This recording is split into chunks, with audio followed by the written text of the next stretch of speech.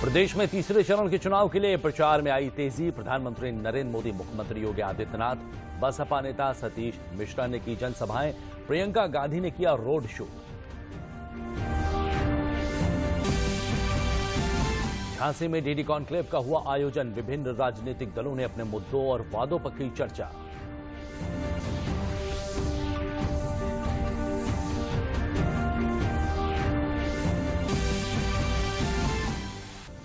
कुशीनगर में एक विवाह समारोह के दौरान 11 महिलाओं और 2 बच्चियों की कुएं में गिरने से हुई मौत।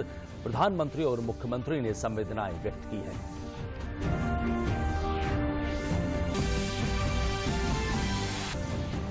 और माघ महीने की विदाई के साथ ही तापमान बढ़ने से प्रदेश के मौसम में आई तब्दीली। धूप गिरने से लोगों को सर्दी से मिली राहत।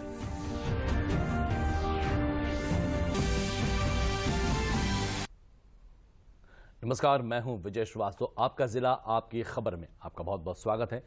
और अब खबरें विस्तार से। उत्तर प्रदेश बाकी बचे चरणों के लिए प्रचार में तेजी आ गई है। खुद पीएम मोदी ने सीतापुर में रैली की और साथ ही बताया है कि कैसे बीजेपी राज में दंगा राज, माफिया राज, गुंडा राज पर बराबर कंट्रोल लगा है। वहीं योगी आदित्यनाथ ने पूर्व की सरकारों के ऊपर संसाधनों पर डकैती डालने का आरोप लगाया है।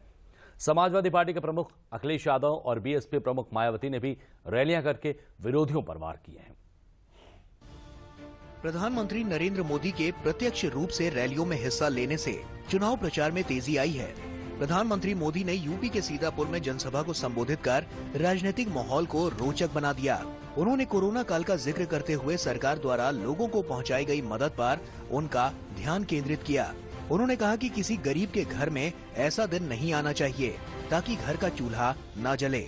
गरीब के घर में किसी को भूखा सोना न पड़े, इसके लिए हम जागते रहे हैं। उन्होंने कहा कि भाजपा सरकार होने का मतलब दंगा राज, माफिया राज, गुंडा राज पर बराबर कंट्रोल। यूपी में भाजपा सरकार होने का मतलब है दंगा राज, माफिया राज, गुंडा राज, इन पर बराबर कंट्रोल। यूपी में भाजपा सरकार का मतलब है पूजा के दिन हो, पर्वों के दिन हो, पूजा पर्वों को मनाने की खुली स्वतंत्रता। उत्तर प्रदेश के मुख्यमंत्री योगी आदित्यनाथ ने बुंदेलखंड के हमीरपुर और महोबा में जनसभाओं को संबोधित किया। उन्होंने कहा कि जिन्होंने बुंदेलखंड की जनता को एक एक बूंद पानी के लिए तरसाया है, उन लोगों को जवाब देने का अवसर आ गया है। उन्होंने पूर्व की सरकारों पर संसाधनों पर डकैती डालने का आरोप लगाया। प्राकृतिक संसाधनों से भरपूर इस बुंदेलखंड के संसाधनों पर माफियाओं का कब्जा था। भू माफिया हावी थे, खनन माफिया हावी थे, वन माफिया हावी थे और हर प्रकार का माफिया यहां हावी होकर के कैसे यहां की जिंदगी को तबाह कर रहा था। 2017 के बाद आपने इन माफियाओं को बर्बाद होते हुए देखा होगा। समाजवादी पार्टी के अध्यक्ष अखिलेश यादव ने औरैया और कन्नौज में सत्तारूढ़ भाजपा सरकार पर निशाना साधा। उन्होंने समाजवादी पार्टी की सरकार बनने पर सभी अधूरे कामों को पूरा करने का भरोसा दिया। वहीं बसपा प्रमुख मायावती ने लखनऊ में सपा शासनकाल के दौरान गुंडे, बदमाशों, माफियाओं का राज होने का आरोप लगाया। उन्होंने लखनऊ में टैबलेट, कंप्यूटर और स्मार्टफोन बांटे थे। दिव्यापुर, औरैया, मिथुना के किसी को मिली हो तो बता दो। पता नहीं किसे बांटते रहे। सपा की सरकार में तो ज्यादातर यहाँ गुंडों, बदमाशों, माफियाओं, अराजक तत्वों व सरेआम लूट खसोट करने एवं दंगे फसाद आदि कराने वालों का ही राज रहा है, जिसकी खास वजह से ही इस सरकार में हमेशा यहाँ तनाव की स्थिति बनी रही है। इस बीच करहल में केंद्रीय राज्य मंत्री एसपी बघेल के काफिले पर हुए हमले को लेकर केंद्रीय सूचना एवं प्रसारण और खेल मंत्री अनुराग ठाकुर लखनऊ में चुनाव आयोग के कार्यालय पर शिकायत उन्होंने दर्ज कराई। इस मुद्दे पर प्रतिक्रिया देते हुए केंद्रीय मंत्री पीयूष गोयल ने कहा कि सपा शासनकाल में भय का माहौल था और ये प्रदेश को कभी भी विकसित राज्य नहीं बनने देना चाहते। आज फिर एक बार उन्होंने अपनी असलियत दिखाई। मुझे लगता है अखिलेश यादव जी इतना बौखला गए हैं जब एसपी सिंह बाघेल जी उनके सामने खड़े होने सत्ताधारी भारतीय जनता पार्टी की ओर तमाम केंद्रीय मंत्री और खुद मुख्यमंत्री योगी आदित्यनाथ ने चुनाव प्रचार की कमान संभाली। लखनऊ से सांसद और रक्षा मंत्री राजनाथ सिंह ने बुधवार को कानपुर में एक चुनावी सभा कर समाजवादी पार्टी पर हमला बोला। रक्षा मंत्री ने कहा कि सपा के शासनकाल में कानपुर में तमंचे बनते थे और सपा के लोग तमंचे चलाते थे, जबकि आज कानपुर ब्रह्मोस मिसाइल बनाने की दिशा में आगे बढ़ रहा है। राज्य में प्रचार पूरे चरम पर है और अब इंतजार है तीसरे दौर के मतदान का, जो 20 फरवरी को है। Bureau report, DD news. Sapa के राष्ट्रीय अध्यक्ष अखिलेश यादव ने कन्नौज जिले की छिबरामऊ विधानसभा में सपा प्रत्याशी अरविंद सिंह यादव के पक्ष में एक चुनावी जनसभा की है। उन्होंने भाजपा पर निशाना साधते हुए कहा कि भाजपा ने जो वादे पूरे किए थे उन्हें पूरे नहीं किए हैं। उन्होंने सपा प्रत्याशी के समर्थन में वोट करने की अपील की है।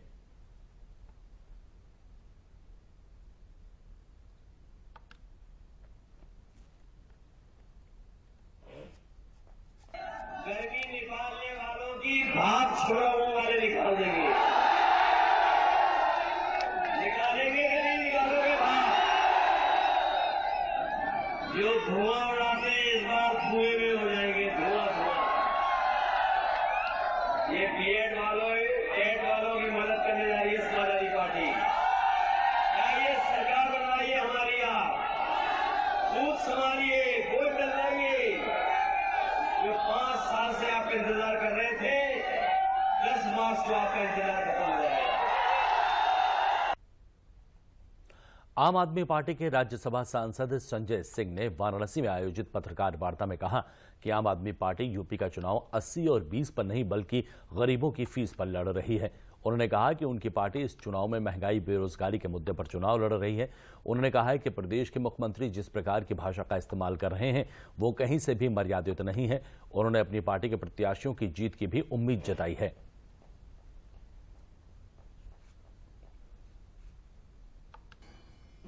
आम आदमी पार्टी दलितों के, वंचितों के, गरीबों के उत्थान के लिए लगातार काम कर रही है और दिल्ली में केजरीवाल जी ने अनुकरणीय काम करके दिखाया, खासतौर से शिक्षा के क्षेत्र में।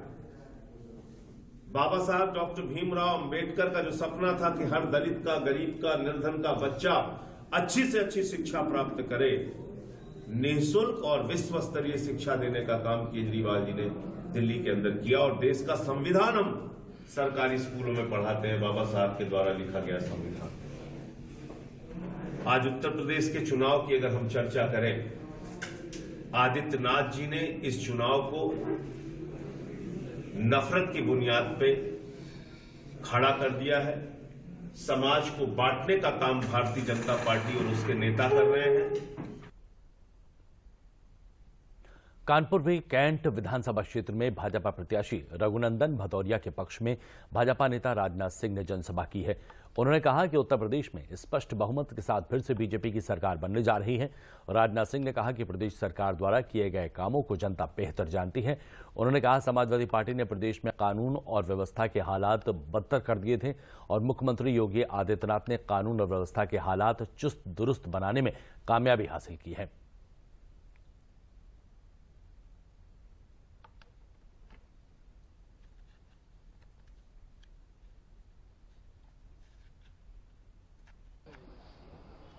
अनुमान यह लगाया जा रहा है कि 113 सीटों पर उत्तर प्रदेश में विधानसभा का चुनाव संपन्न हो चुका है। 113 सीटों में मैं आकलन पूछ रहा था सर्वे एजेंसी से कि क्या अनुमान है, तो उन्होंने कहा कि पिछली बार की विधानसभा चुनाव में कमोबेश जितनी सीटों पर भारतीय जनता पार्टी को विजय प्राप्त हुई थी, कमोबेश उतनी ही सीटों पर इस बार भी विजय प्राप्त होने जा रही है। का चुनाव संपन्न होने से यह बात पूरी तरह से अब साफ हो गई है कि स्पष्ट बहुमत के साथ उत्तर प्रदेश में फिर से सरकार बनने जा रही है। प्रदेश सरकार ने कितना काम किया है, कितना काम नहीं किया है, मुझसे बेहतर आप जानते हैं।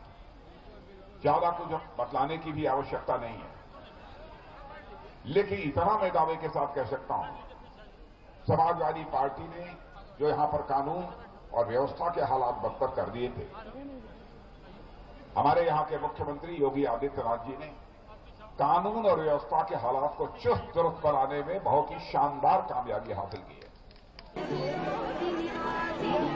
यूपी विधानसभा चुनाव में तीसरे चरण के मतदान से पहले सभी पार्टियों ने पूरी ताकत झोंक दी है।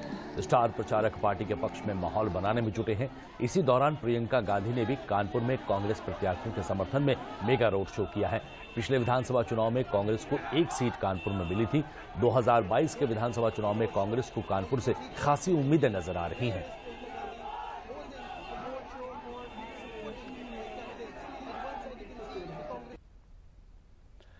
एनडीए गठबंधन की अपना दल नेता अनुप्रिया पटेल रायबरेली में 3 विधानसभाओं में जनसभा की है और बीजेपी व गठबंधन के प्रत्याशियों के पक्ष में वोट करने की जनता से अपील की है। उन्होंने केंद्र और राज्य सरकार के द्वारा कराए गए विकास कार्य को गिनाया है। जनता से भाजपा को जिताने की अपील की है। उन्होंने कहा है कि जनता को ईवीएम का बटन दबाकर अधिक से अधिक वोट करना है।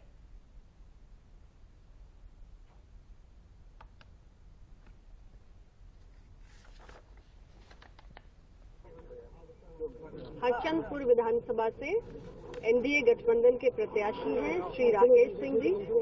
5 साल तक उन्होंने इस विधानसभा का नेतृत्व किया, प्रतिनिधित्व किया और 5 साल तक इस विधानसभा के अंदर तमाम विकास की परियोजनाएं लाने में भी सफल रहे। जनता का आशीर्वाद उन्हें मिल रहा है। दोबारा वो भारी अंतर से जीत कर जाएंगे और मैं यहाँ आज आए हुए सभी लोगों से अपील करना चाहती हूँ कि कमल के फूल के सामने का बटन आने वाली 23 तारीख को दबाकर इनको भारी मतों से विजयी बनाकर उत्तर प्रदेश की विधानसभा में। बसपा महासचिव सतीश चंद्र मिश्रा ने चुनावी जनसभा को संबोधित करते हुए इटावा विधानसभा के बसपा प्रत्याशी के समर्थन में वोट करने की अपील की है और भाजपा पर निशाना साधा है। उन्होंने कहा है कि बसपा प्रत्याशियों को भारी बहुमत से जिताएं, जिससे प्रदेश में फिर से बसपा की सरकार बने और सूबे का कल्याण और विकास हो सके।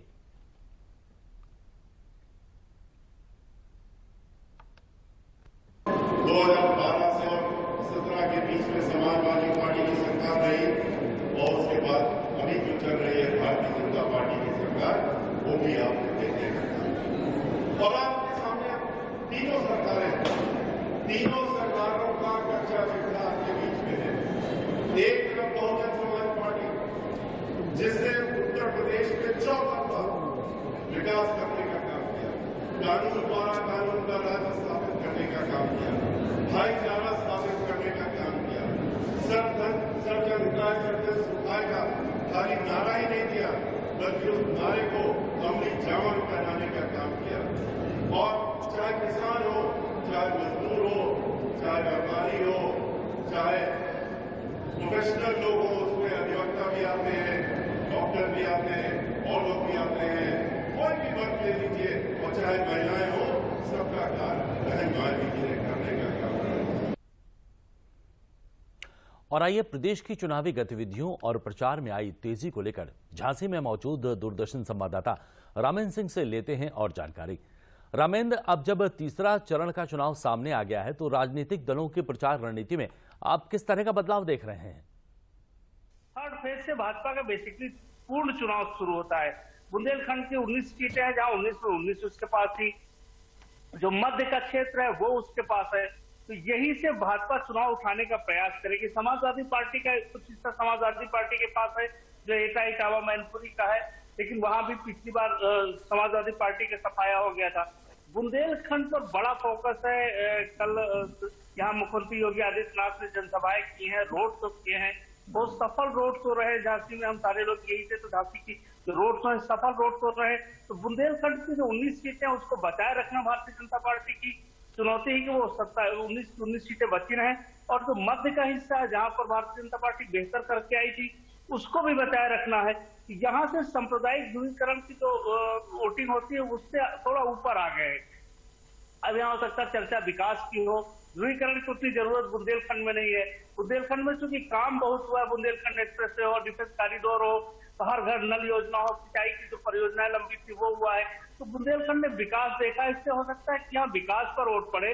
बुंदेलखंड की अगर बात करते हैं, मध्य के हिस्से में जो है वो वहाँ कानून व्यवस्था की स्थिति जब तक सपा सरकार रही है बिगड़ जाती है। हालांकि झांसी में भी हमने कल कई लोगों से बात की तो उन लोगों ने भी कहा कि हम कानून व्यवस्था के नाम पर वोट देंगे। तो दूसरी सरकारें थी, इतनी गुंडई थी, इतनी बदमाशी थी कि यहाँ रहना मुश्किल हो गया था। खनन के बड़े बड़े ठेकेदार हो गए थे। गुंडई का आलम यह था कि खनन पे लगातार जो राजनीतिक ताकत से पहुंचे हुए लोग हैं उनका आधिपत्य हो गया था। बुंदेलखंड ने पहली बार 5 साल में विकास देखा है, इसलिए लगता है कि बुंदेलखंड का जो वोट है वो विकास के नाम पर पड़ेगा। जिन्होंने बुंदेलखंड को 5 साल पहले देखा है वो बुंदेलखंड की प्रगति को महसूस कर सकते हैं। घरों में ताला है, पानी नहीं है, खाने के नहीं है, जानवरों को छोड़ दिया गया था, जानवरों को खिलाने के लिए पानी नहीं है। तो वो बड़ा चेंज हुआ है। लोगों के घर पानी पहुंच रहा है, लोगों के खेतों में पानी पहुंच रहा है। पलायन के इशू पर भी तमाम चीजें रुकी हैं, लोगों को राशन मिला है। तो गांव में मनरेगा का काम चल रहा है। मध्य के हिस्से में थोड़ी सी दिक्कत आती है, जहां पर एटा इटावा मैनपुरी का जो हिस्सा आता है वो थोड़ा सा दिक्कत वाला है। वहां कानून व्यवस्था इशू की जहां बहुसंख्यक कोई जाति होती है, सत्ता में रहती है, तो उसकी नाराजगी दूसरी जातियों में रहती है। पहले शायद ये कानून व्यवस्था इशू नहीं हुआ करता था, क्योंकि एक बार सपा आती थी, एक बार बसपा आती थी, दोनों की परिस्थितियां एक जैसी थी। दोनों के क्षेत्रीय लीडर आते थे और कानून व्यवस्था को साकार करते थे, अपने संसाधनों को बढ़ाने के लिए, अपने हितों को लाभ पहुंचाने के लिए काम करते थे। भारतीय जनता पार्टी ने ये चीजें तोड़ी है और कानून व्यवस्था को वैसे मुख्यमंत्री कहते हैं कि एक हाथ में विकास की छड़ी है, दूसरे हाथ में बुलडोजर का लीवर है। और बुलडोजर हमारे विकास की निशानी है, इसलिए कि जब तक माफियावाद या अपराध नहीं रुकेगा तब तक कोई निवेशक नहीं आएगा, तब तक उत्तर प्रदेश नहीं बदलेगा, तब तक यहाँ का व्यवसाय नहीं फलेगा फूलेगा। यहाँ अगर व्यवसाय नहीं फलेगा फूलेगा तो रोजगार के अवसर नहीं बढ़ेंगे। तो इस तरीके से वो बुलडोजर को विकास से जोड़ते हैं। ये चेंज ओवर आया है उत्तर प्रदेश की राजनीति में कि कानून व्यवस्था एक बड़ा मुद्दा बनाया है। जी रामन, बहुत बहुत शुक्रिया। और बुलेटिन में आगे बढ़ने से पहले लेंगे एक छोटा सा ब्रेक। ये विशाल है ना, इसका सब प्रॉपर चलता है। कल उसके बैंक अकाउंट में 15,000 रुपए का फ्रॉड हुआ है, पता है? इसको तो कोई टेंशन ही नहीं होती है, देखना। टेंशन क्यों? मेरी कोई गलती नहीं थी। फिर भी फ्रॉड होने पर मैंने तुरंत बैंक को इन्फॉर्म कर दिया। आरबीआई कहता है अगर आपके अकाउंट से किसी ने धोखे से पैसे निकाले हैं तो बैंक को जल्द से जल्द इन्फॉर्म कीजिए। 3 दिन के अंदर इन्फॉर्म किया तो कोई नुकसान नहीं होगा। जितना लेट करोगे उतना ज्यादा नुकसान। और सुन, सब चलता नहीं है, प्रॉपर चलाना पड़ता है। आरबीआई कहता है जानकार बनिए, सतर्क रहिए। भाजपा का संकल्प है हर गरीब बेघर, अनुसूचित जाति, अनुसूचित जनजाति, पिछड़ा और घुमंतु को भूमि पट्टा और पक्का मकान। फिर से कमल का बटन दबाएं, भाजपा को जिताएं।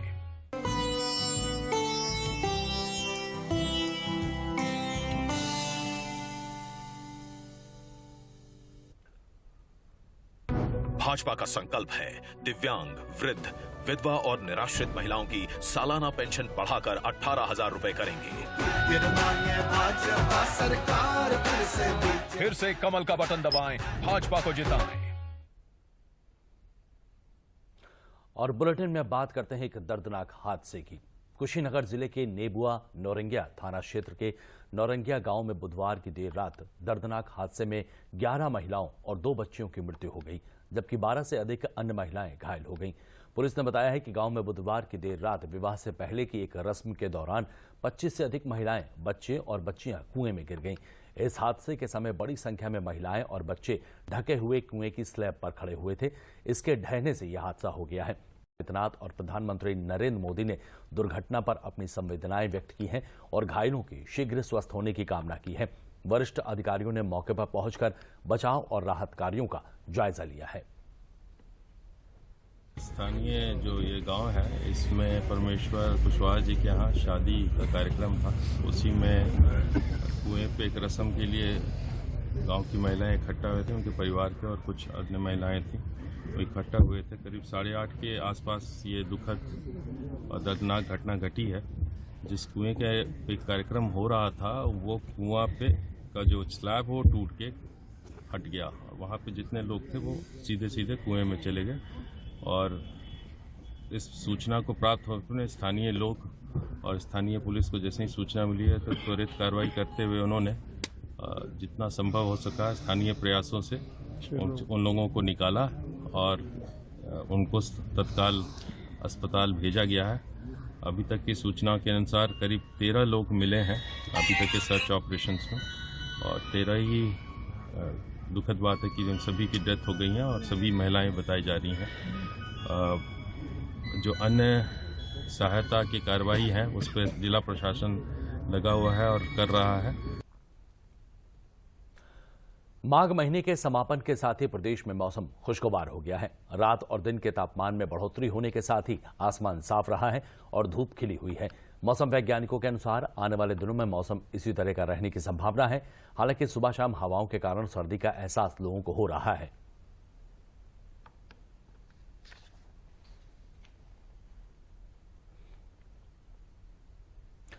मथुरा में अब नई शिक्षा नीति के अंतर्गत सेमेस्टर प्रणाली पर आधारित परीक्षाओं का आयोजन किया जाएगा। डॉक्टर भीमराव अंबेडकर विश्वविद्यालय आगरा से संबद्ध मथुरा के बीएसए कॉलेज को नई शिक्षा नीति के सुचारू क्रियान्वयन के लिए नोडल केंद्र के रूप में चयनित किया गया है। इसी क्रम में बीएसए कॉलेज में मथुरा के सभी महाविद्यालयों के प्राचार्यों और जिले के सभी प्रोफेसरों को प्रशिक्षण दिया गया है। बीएसए महाविद्यालय के प्राचार्य डॉक्टर ललित मोहन शर्मा ने जिले के महाविद्यालयों के प्राचार्य और प्रतिनिधियों को संबोधित करते हुए बताया कि उन्हें नई शिक्षा नीति के तहत निहित उद्देश्यों की पूर्ति के लिए महत्वपूर्ण प्रयास में सहभागिता करने के लिए तैयार हो जाना चाहिए।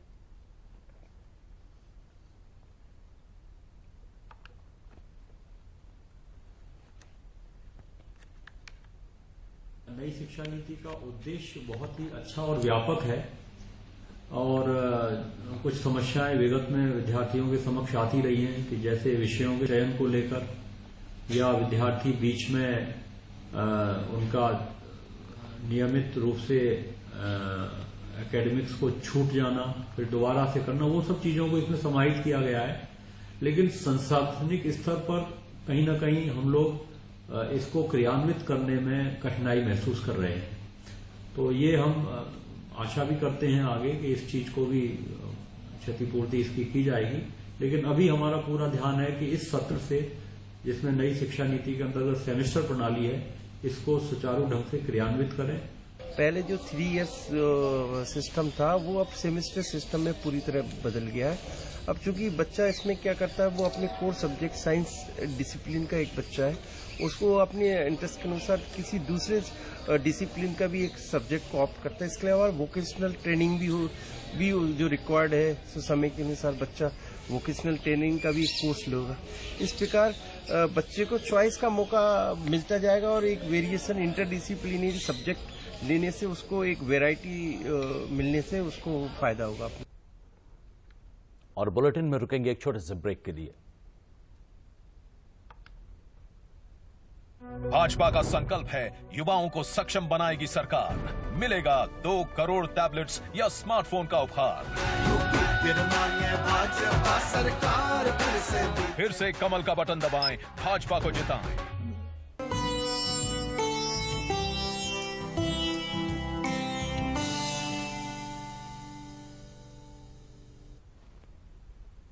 भाजपा का संकल्प है उज्ज्वला लाभार्थियों की होली दिवाली मुफ्त सिलेंडर वाली। फिर से कमल का बटन दबाएं, भाजपा को जिताएं। उत्तर प्रदेश के झांसी में कल डीडी कॉन्क्लेव का आयोजन किया गया। इसमें विभिन्न दलों के नेताओं ने आकर अपनी बात रखी। डीडी कॉन्क्लेव का आयोजन विधानसभा चुनाव के मद्देनजर विभिन्न राजनीतिक दलों को अपने विचार प्रस्तुत करने का एक स्वस्थ मन प्रदान करने का है। पेश है खास रिपोर्ट।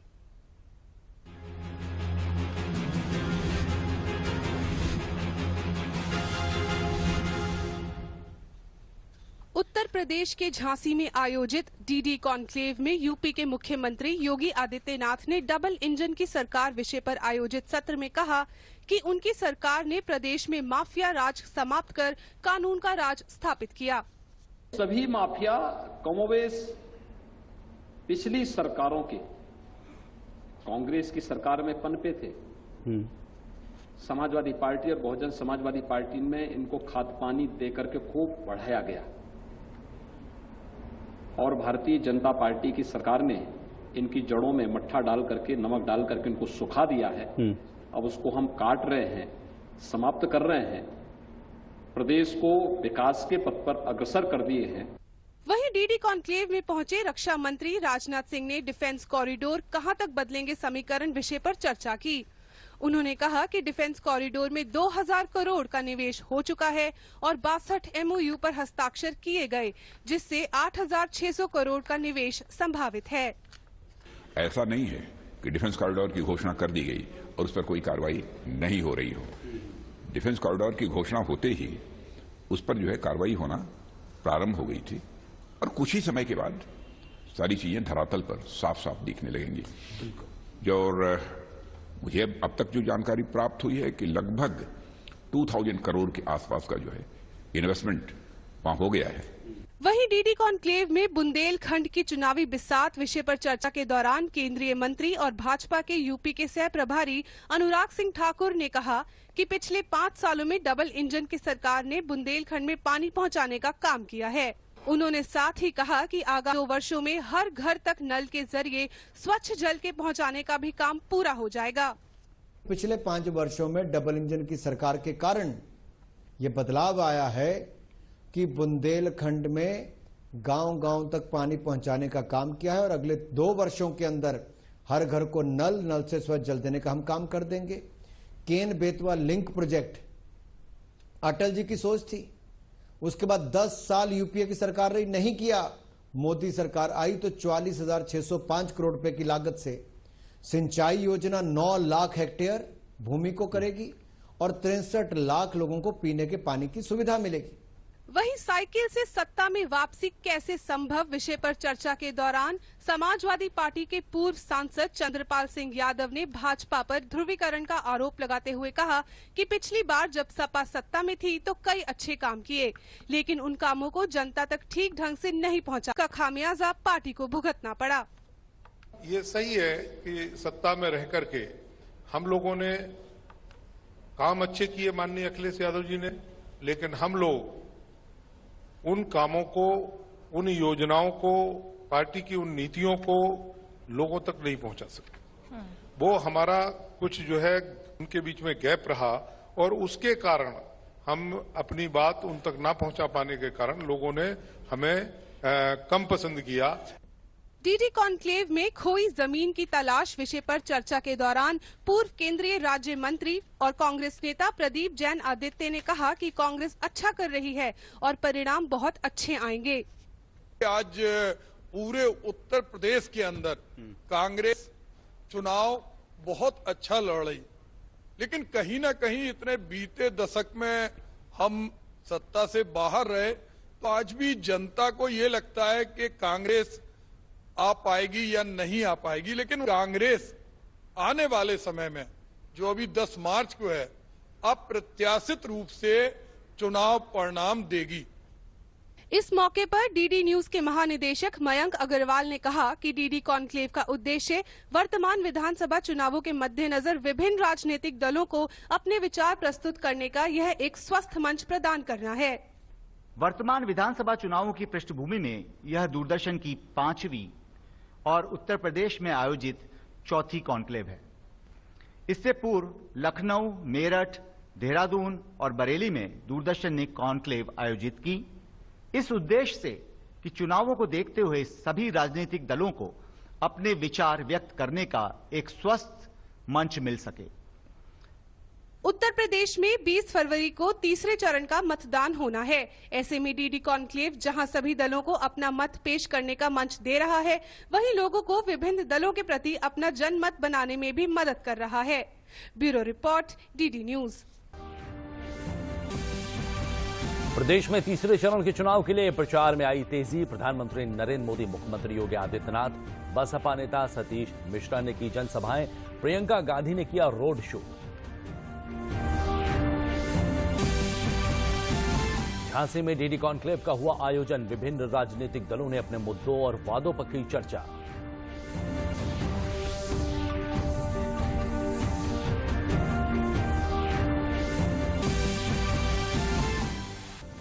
कुशीनगर में एक विवाह समारोह के दौरान 11 महिलाओं और 2 बच्चियों की कुएं में गिरने से हुई मौत। प्रधानमंत्री और मुख्यमंत्री ने संवेदनाएं व्यक्त की हैं।